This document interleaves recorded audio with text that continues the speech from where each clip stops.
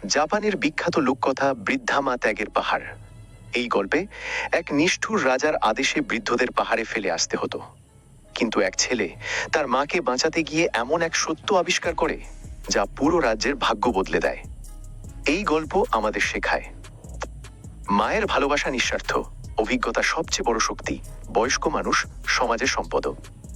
বহু বছর আগে জাপানের এক পাহাড়ি প্রদেশে এক নিষ্ঠুর রাজা রাজত্ব করতেন। তার ধারণা ছিল যে বৃদ্ধ মানুষরা সমাজের কোনো কাজে আসে না, বরং তারা রাজ্যের খাবারের ওপর বোঝা হয়ে দাঁড়ায়। তাই তিনি এক কঠোর ফরমান জারি করলেন, যাদের বয়স 60 বছর পার হবে তাদের পাহাড়ের চূড়ায় রেখে আসতে হবে, যাতে তারা সেখানে অনাহারে বা শীতে মৃত্যুবরণ করেন। এই প্রথার ভয়ে পুরো রাজ্যে শোকের ছায়া নেমে এলো। সেই রাজ্যে এক অতি দরিদ্র কৃষক তার বৃদ্ধা মায়ের সঙ্গে বাস করত। সে তার মাকে প্রাণের চেয়েও বেশি ভালোবাসত, কিন্তু রাজার আইন অমান্য করা শাস্তি ছিল মৃত্যু। যখন তার মায়ের বয়স 60 বছর পূর্ণ হলো, তখন কৃষকটি গভীর দুঃখে ভেঙে পড়ল। মা নিজেই তাকে বললেন, বাছা, রাজার আদেশ অমান্য করিস না, তাতে তোর বিপদ হবে। আমাকে পাহাড়ের ওপর রেখে আয়। ভারাক্রান্ত হৃদয়ে এক পূর্ণিমা রাতে কৃষকটি তার মাকে নিজের পিঠে তুলে নিল।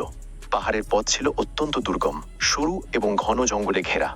ছেলেটি যখন পাহাড়ের ওপর দিকে উঠছিল, সে লক্ষ্য করল তার মা খুব কষ্টে নিচু হয়ে গাছের সরু সরু ডাল ভেঙে রাস্তার ওপর ফেলে যাচ্ছেন। ছেলেটি ভাবল, মা হয়তো পাহাড়ের ওপর একা থাকার ভয়ে বা স্মৃতিভ্রমের কারণে এমন করছেন। অনেক কষ্টের পর তারা যখন পাহাড়ের চূড়ায় পৌঁছালো, তখন ছেলেটি তার মায়ের জন্য একটি ঘাসের বিছানা তৈরি করে দিল এবং চোখের জল মুছতে মুছতে বিদায় নিতে চাইল।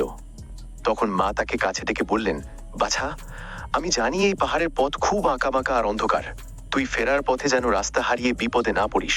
তাই আমি পুরো রাস্তায় গাছের ডাল ভেঙে চিহ্ন রেখে এসেছি।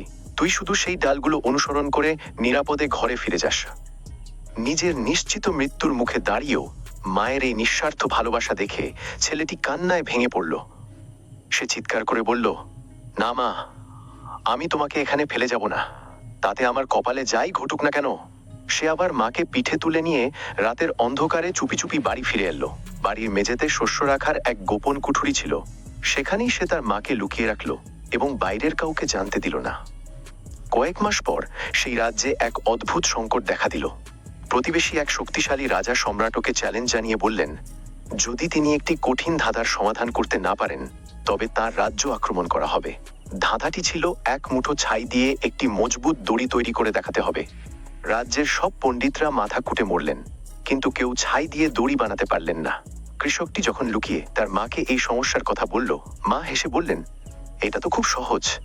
একটি খড়ের দড়িকে নুন জলে খুব ভালো করে ভিজিয়ে তারপর সেটিকে আগুনে পোড়াতে বলো। দড়িটি পুড়ে ছাই হয়ে যাবে, কিন্তু নুনের কারণে তার আঁশগুলো একে অপরের সাথে লেগে থাকবে এবং দড়ির আকার হারাবে না। কৃষকটি যখন রাজসভায় সেই ছাইয়ের দড়ি নিয়ে গেল, রাজা এবং প্রতিবেশী শত্রু রাজা দুজনেই অবাক হয়ে গেলেন। রাজা যখন জানতে চাইলেন এই বুদ্ধি সে কোথায় পেল, কৃষকটি আর মিথ্যে বলতে পারল না।